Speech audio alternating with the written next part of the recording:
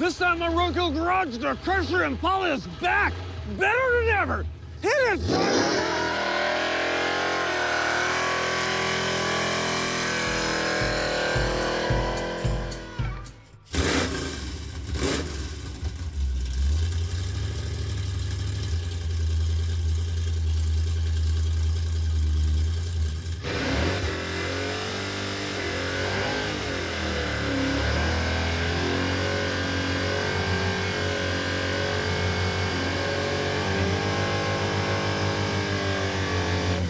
First run of the day. Now, we really have no idea what to expect. It's a whole different combination on the suspension. It's a lot tighter than it used to be, so whether it's gonna hook up or just break the tires loose, I don't know.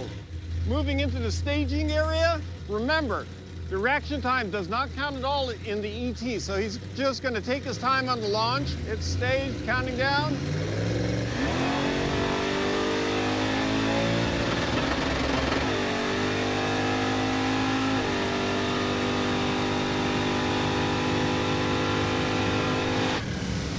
Okay, the new meme is going to be Roadkill Garage and column shifters.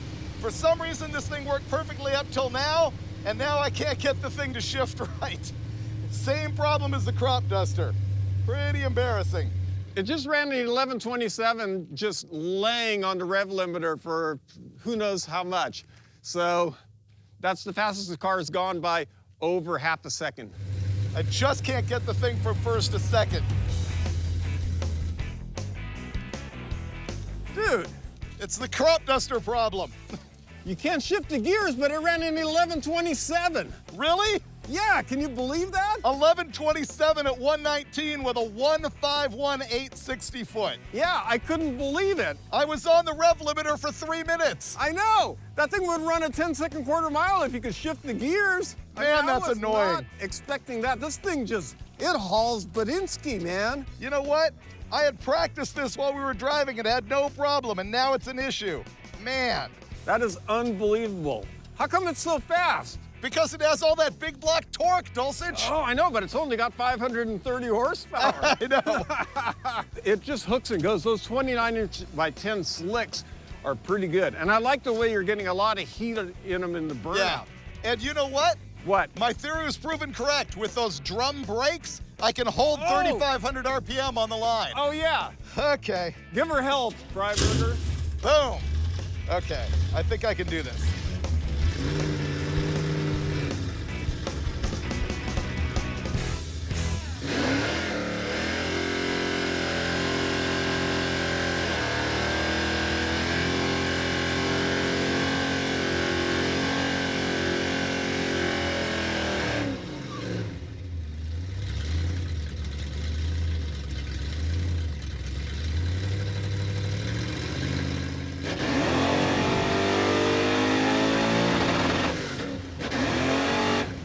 Okay, we've got a definite problem here on the 1-2 shift. Okay, that I don't understand. I left it in drive and it hit the rev limiter. Okay, explain this one to me. I left it in drive. I didn't touch it. Yeah, that's what we were just going to suggest that you do. I was going to say, why don't you try it in drive? I didn't realize you already did that. It doesn't want to shift. That was in drive, Yeah. and it hit the rev limiter. So it doesn't matter what you're doing when Nope. you're shifting manually. It's not shifting any earlier than it is in drive. Right. And is it dropping fluid on the track right now? You started leaking. You're starting to drop some water. Do you have the fans off? No, they're on. Yeah. Right? Is any of this getting on the track? Yeah. When it first did it, I thought it was oil out of the breathers. But do you want to pop the hood and see if it's overflowing or anything? Oh no, the battery is. Oh, the battery. That's battery acid. Oh, how'd that happen? I don't know. Look at that hole in the battery right there. It must have leaned back into the alternator. What happened to the hold down? The hold down failed and it fell into the alternator. That's what that is. Yeah.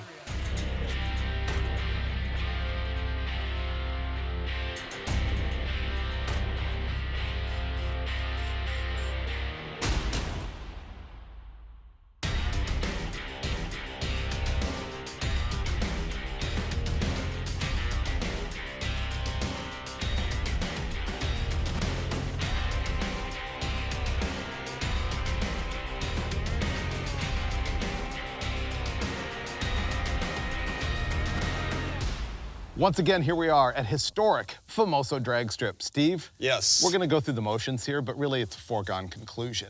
Very anticlimactic what's about to happen. Really? Oh yeah, we're just gonna roll out there and run like, 1084 on the first pass and pack it up and go home. Well, you're minimalizing this, but to me, it's the accumulation of my dreams for this car. Even though it's not mine, I feel like a certain sense of pride of ownership.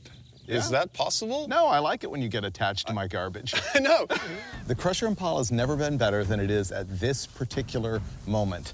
What do we got? 498 cubic inch big block Chevy. Not just any 498 big block Chevy, but one that we built with our own hands. Bare hands. Yeah. It has a quick performance 9-inch with 350 gears, and it made 530 horsepower to the tire. Now you just go out there and get it done, bro. How many times has this not happened? Every time.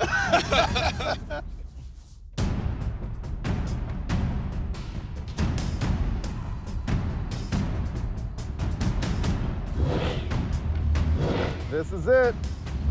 I hope this is a one and done. If the car hooks up, then I think it runs what we need it to run.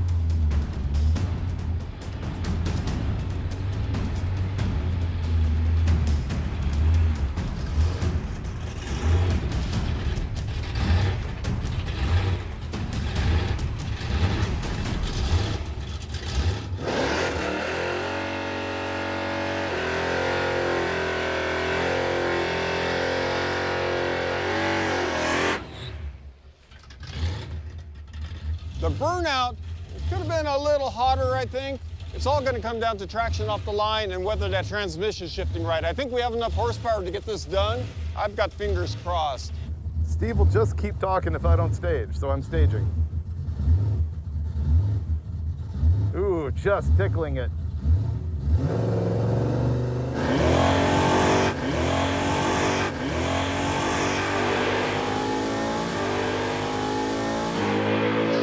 Shift! Ah! What happened there? I lifted because I thought it wasn't shifting, and then it shifted. It takes longer to shift than I anticipated. So that wasn't gonna do it. We'll have to go right back. 11:25, so a couple of tenths off. I don't know what happened on that 1-2 shift. I'm just gonna have to talk to David. I really can't identify what it was, but I heard a stutter. I think the governor weights in this thing don't want to shift to like $7 grand. I think is the deal. All our vitals are looking good. What did that sound like to you, Khalid? I don't know, it just sounded like everything shut off. It was like a stutter. Yeah.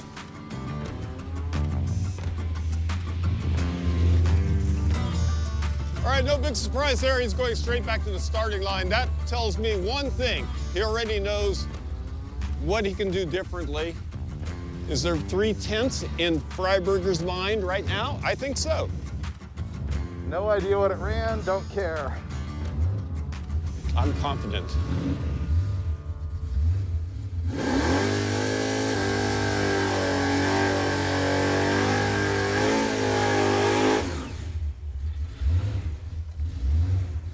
He's got something in mind here. I hope he knows what he's doing. He's got a lot of experience with these things. Let's see if it pulls a tire off the starting line.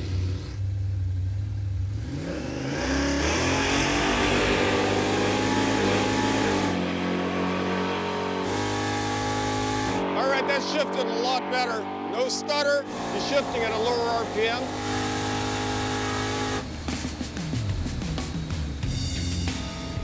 $10.96, yeah! That's our 10-second time slip. Read them and weep. Well, it spun the tires pretty hard off the line that time, but it went through the gears. I short shifted first, second, because I thought it was just gonna keep going, but the transmission's working. It's weird, the car is geared so high with that 350 rear gear that it doesn't go third gear till almost in the lights. Uh-oh, Steve's got a good look on his face. What'd you say? I said you have a good look on your face. Check it out, bro. Done. Yes. 1096 at 123.61, which is the fastest it's ever been. I need to look inside the mind of Freiburger here. Okay. Okay, because it seemed like there was a stutter on the 1-2 shift. And I thought if Freiburger knows he's gonna drive right past me, straight up to the starting line and make another pass, with an adjustment? Well, I short shifted 1-2 really badly. It shifted at like 6,000 RPM. Yeah. And then the thing is, the gear in the car is so high, you don't shift into third until you're at like 1,200 feet. Really? Yeah. Oh, I mean, that's if the this worst. thing had a gear in it, it would be much quicker. Yeah. But the other thing is, it felt like it was just driving over the tire off the line. It felt like the tire's too soft and it was balling up. It seemed like it wasn't shifting. And then I freaked out and lifted because it's got no rev limiter on it. Right. And then it shifted, so I just kept going. And the second time I thought, it's just gonna shift. The second time it was, So it went. it was just, Yeah. it was a baby cruise pretty much. Oh yeah, totally. Yeah, I just thought Yeah. it was like, It is. yeah, The car just takes a beating and doesn't really care, No. except for when it brakes. yeah, But finally, it's a 10-second car. it is. I always said that if it just did it, we were gonna pack it up and go home, it's good enough. No, you're gonna go again. We have to. Yeah. Here's what we're looking at on the track. You can see it in the marks here on the track. There's one there, one there, one there, one there. The tire's so soft that it sort of cups and wrinkles right on the ground. You can see it all the way Yeah. out. With more air in the tire, it won't wrinkle up like I was showing you on the starting line. With a big, heavy car like this with a reasonable amount of power, it's not uncommon to have to put more tire pressure in the tire. So what you're gonna see is that the tire's not gonna hit the track as hard, it won't wrinkle as much, and it won't wad up on the track surface as much if we put a little bit more air pressure in it.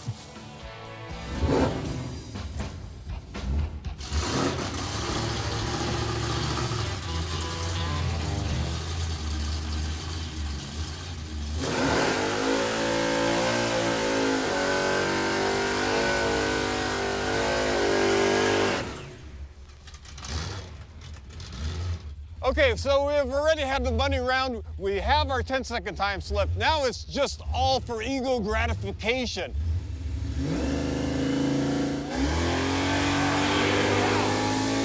That was a nice launch. I think he's winding it out a little higher too. I think that was gonna be better. And the number is? 1095. 1095. Okay, we shaved a hundredth. It left smooth, didn't spin the tire, higher shift point. I think that was gonna be good. That time it didn't feel like it left as hard, as violently, it was smoother. So we'll find out if that's quicker.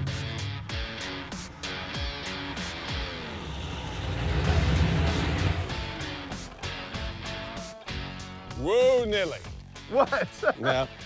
You picked up 100th. 100th? Yeah, it slowed down though too. It ran 121.94, and it was at 10.95 with the one. So either it really doesn't like the higher shift point, or it got hot and slowed down. Either way, that's a big win, Steve. Oh. That's a goal we've had for this car since day one, and now it can go back to a gentle life of relentless burnouts. Burnouts. Yeah, Yeah. that's what it's for. Crusher Impala for the win.